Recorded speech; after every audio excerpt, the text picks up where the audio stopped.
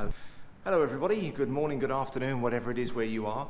Now today we're going to be looking at an important grammar point, active versus passive voice. Now before we get on to that, I want you to all make sure that you've logged into Google Classroom. Make sure that you've taken the access code, you've taken the invitation, you've put your password and you've put your email address in it so that you can get into Google Classroom and access the work. I won't be passing this out again. If any of you don't have the invitation code in a week's time because you haven't bothered to do the work, that's on you.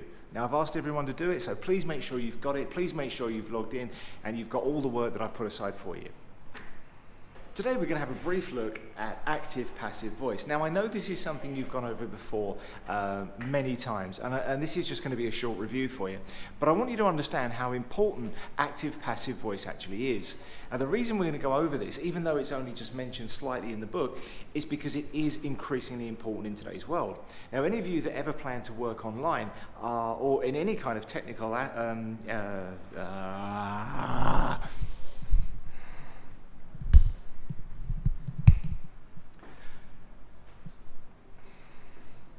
Today we're going to do a brief review of passive-active voice. Now it's mentioned in the book, but I think it's worth going over. Even though most of you know it, we've done it before, I've never taught it to you in grade 10 or 11, so I think it is worth going over for a brief mention.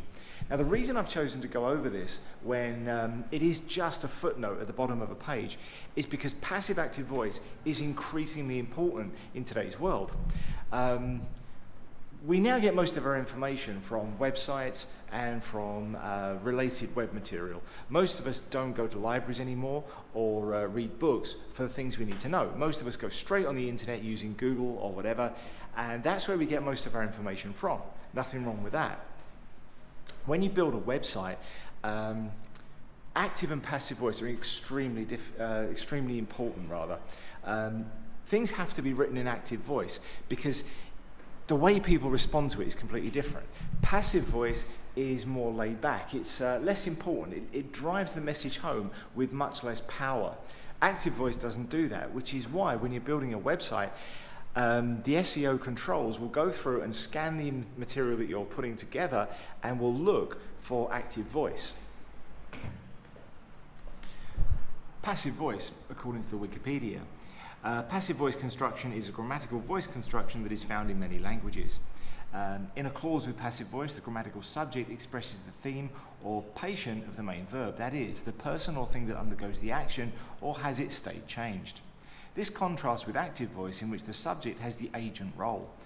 For example, in the passive sentence, the tree was pulled down, the subject, the tree, donates the patient rather than the agent of the action.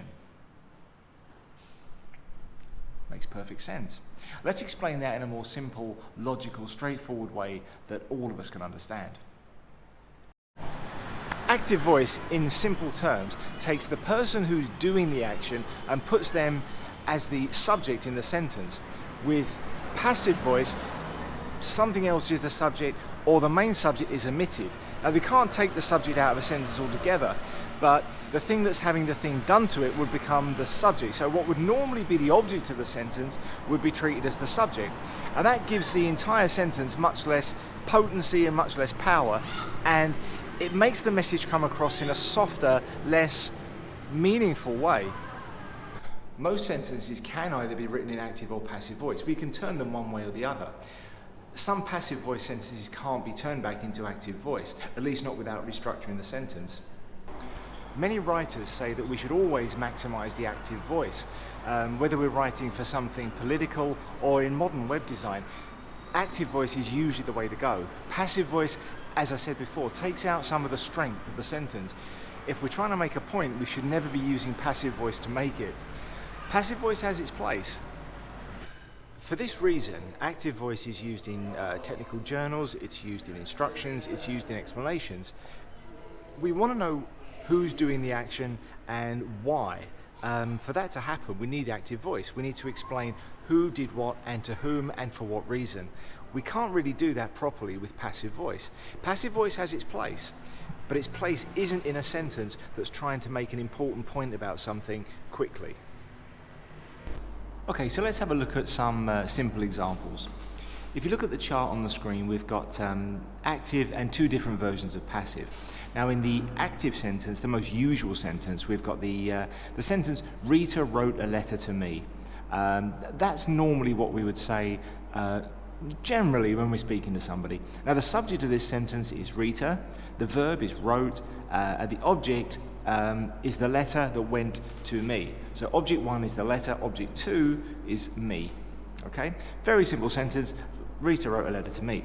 Now if we make that passive, we would change the subject to a letter, the verb would be was written, to me, either by Rita or from Rita, and we could take that out as well. We could say a letter was written to me.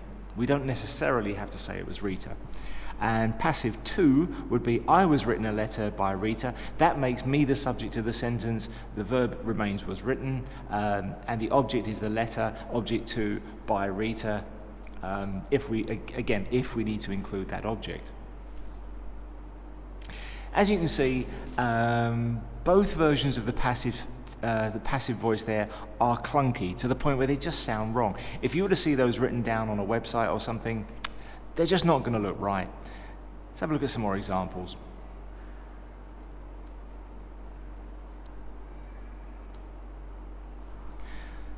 So here we've got Rita, she's still writing letters.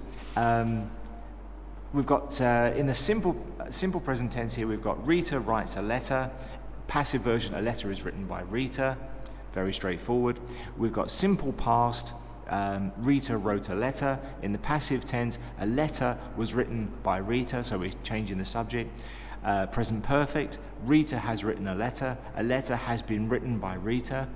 We've got future, Rita will write a letter will be written by Rita. And then we've got an example of why you shouldn't always steal charts off of various websites that haven't been completed properly. Rita can write a letter can be written by Rita.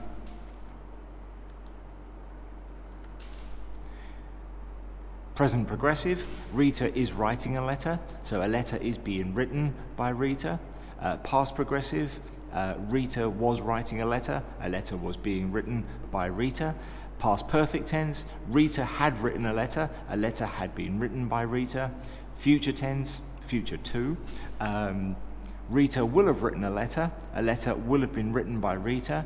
Conditional 1, Rita would write a letter would be written by Rita. And conditional 2, Rita would have written a letter would have been written by Rita, but she got too bored of all this letter writing and she gave up, presumably.